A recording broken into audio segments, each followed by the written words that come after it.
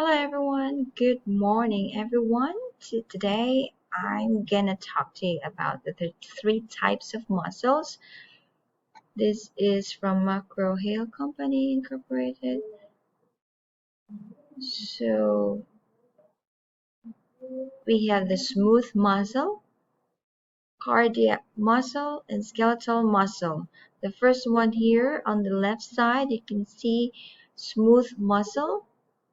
It has spindle-shaped, non-serrated, one or uninucleated fibers. It has one nucleus in each of this cell, and it can be seen, the smooth muscle can be seen in the walls of the internal organs, just like the kidney, liver, we have the heart, urinary bladder, lungs, stomach, colon, small intestine, large intestine.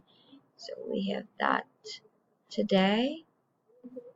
And it is involuntary, meaning it always moves even though you don't want to use it, but the smooth muscle is involuntary.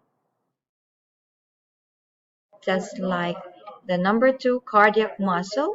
Cardiac muscle has also striated, branched, uninucleated fibers. It occurs in the walls of the heart. Cardiac muscles is also involuntary. So take note, both smooth muscle and cardiac muscles are involuntary, meaning it automatically just perform the functions, moves. Cardiac and smooth muscles. It always like the heart, always beats. Heart always beats because of its function to produce more oxygen to and carry this oxygenated blood to the different parts of the body through arteries and veins. Alright, so the next one here is skeletal muscle.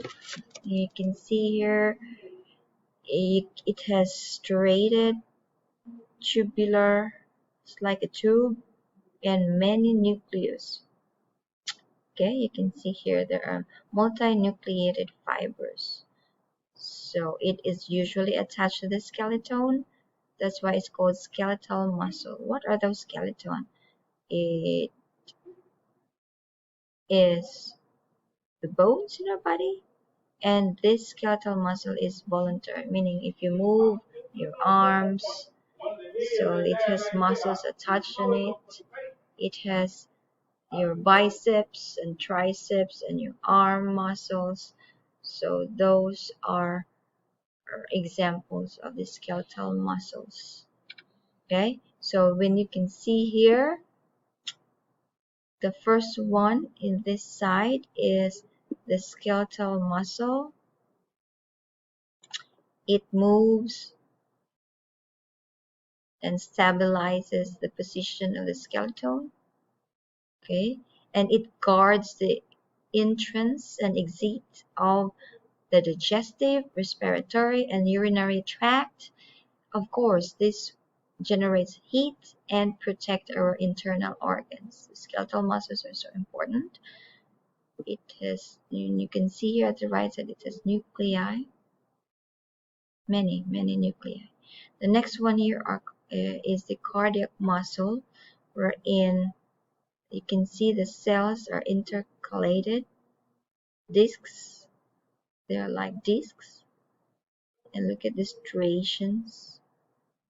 They move blood and maintain blood pressure.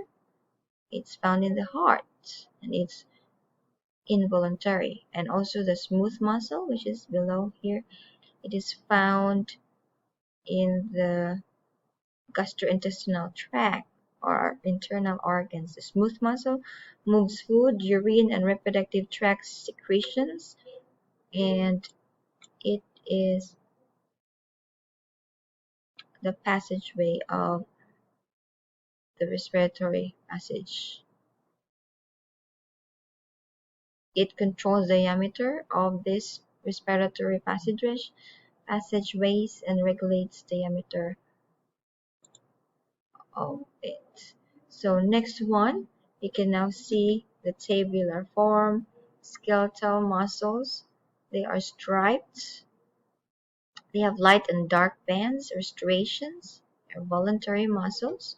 Their structure, they're long, cylindrical shaped, and branched cells. Many nuclei are found in the cell, and fibers are arranged in the form of bundles. So you can always see this in our limbs, arms, and our legs. But for muscle, okay,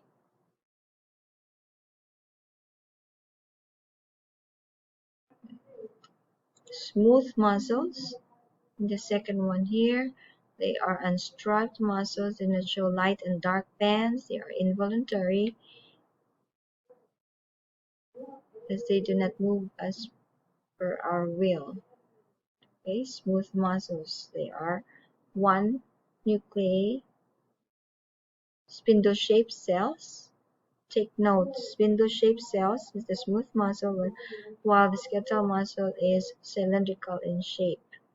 Okay, you can always see this in our eyes, ureters, bronchi, or our lungs, called smooth muscles. And here at the right side are cardiac muscles, wherein you can see the structures. They are short, cylindrical in shape.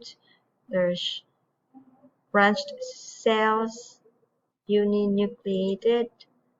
Fibers are arranged in the form of network, and you can see this in the walls of our heart. And I hope you've learned something today. Thank you so much, and have a great day. Bye.